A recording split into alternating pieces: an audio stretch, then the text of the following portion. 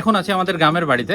আর গ্রামের বাড়ি আসলে বিভিন্ন ধরনের খাবার দাবার হয়, বিভিন্ন প্রকারের রান্না হয়। তার মধ্যে একটা সব থেকে মেন জিনিস হচ্ছে বাড়ি আসলে কাচি খোঁচা পিঠে, যেটাকে আমরা ঢাকার ভাষায় বলি চিতই পিঠা।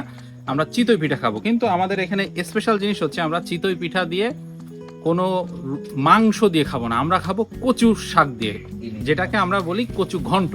কচু ঘন্টের ভিতরে আপনার ইলিশ মাছ থাকতে পারে, তারপরে চিংড়ি মাছ থাকতে পারে, মাছের বিভিন্ন মাথা অথবা লেজের অংশ থাকতে পারে। তো আমরা ইলিশ মাছ, যেহেতু এখন ইলিশ মাছের সিজন, আমরা ইলিশ মাছের কাটাকুটি দিয়ে আমরা কচু ঘন্টটা করছি। আপনাদেরকে আগে পিঠা বানানোর প্রসেসটা দেখাই।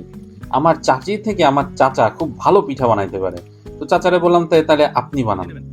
উনি পিঠার ডোটা এই পিঠার ছাঁচে দিয়ে খুব সুন্দর করে পিঠা বানাচ্ছেন। আরেকটা কথা আপনাদের শেয়ার করে রাখি, আসলে কাঠের চুলা কিংবা লাকড়ির চুলা যেটা বলে, এই চুলার পাশে কিন্তু খুবই গরম থাকে আগুনের তাপের কারণে, গ্যাসে কিন্তু অনেক খুব কম গরম থাকে। আর এর কারণেই কাকা হয়তো জামা খুলে পাশে দিয়েছে যেন একটু রিল্যাক্স ভাবে পিঠাটা বানানো যায়। যাই হোক, পিঠা বানানো কিন্তু প্রায় কমপ্লিট। এই যে ছাঁচ থেকে খুব ভালোভাবে পিঠাগুলো উঠে আসছে।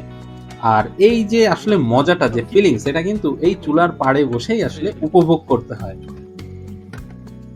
তো কাকা ফুল কমপ্লিট করে ফেলছে পিঠা, এই যে। আর এই হচ্ছে কচু ঘন্ট। আর এটা খেতে হবে ঠিক চুলোর পাশে বসেই। এই যে এখানে এই রান্না বান্না হচ্ছে। তো এই যে পিঠা আর এই যে কচু ঘন্ট, চাইলে চামচ দিয়েও খাওয়া যায়, তবে আমরা চামচ দিয়ে খুব একটা খাই না। আমরা সরাসরি পিঠাটারে এইভাবে চুলার পিঠে বসেই এইভাবে গরম গরম খেয়ে নিই। এটা হচ্ছে আমাদের একটা ট্র্যাডিশন, ভালো মজা লাগে আমাদের। এই হচ্ছে বিষয়। আর এটা আমাদের গ্রামের একটা ট্র্যাডিশন, আমাদের বাড়ির না, আমাদের অল ওভার গ্রামে এই ট্র্যাডিশনটা আমরা ছোটবেলা থেকে দেখে আসছি দাদা দাদিদের কাছ থেকে। এখন আমাদের চাচা চাচি আছে, ভবিষ্যতে আমরা যখন থাকবো সেম ট্র্যাডিশনটা আমরাও ধরে রাখবো।